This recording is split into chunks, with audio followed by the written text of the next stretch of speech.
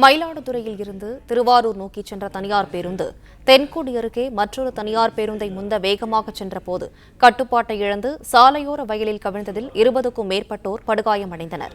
இதுகுறித்த விவரங்களை செய்தியாளர் ரவி வழங்க கேட்கலாம். ரவி, வணக்கம். விவரங்களை சொல்லலாம்.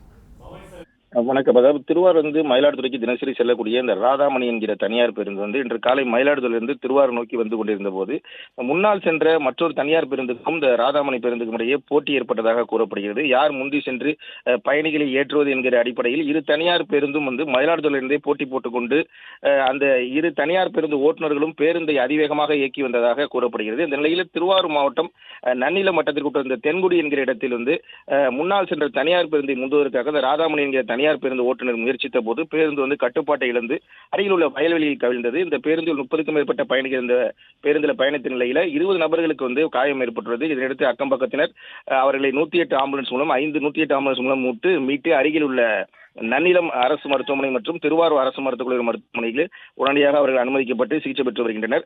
மேலும் இது குறித்து நன்னிலம் போலீசார் நிகழ்விடத்திற்கு விசாரணை கொண்டு வருகின்றனர். இரு தனியார் பேருந்தும் ஒன்றுக்கொன்று போட்டி போட்டுக் கொண்டு வந்ததன் காரணமாக இந்த விபத்து ஏற்பட்டுள்ளது என்பது அப்பகுதியில் பரபரப்பை ஏற்படுத்தியுள்ளது.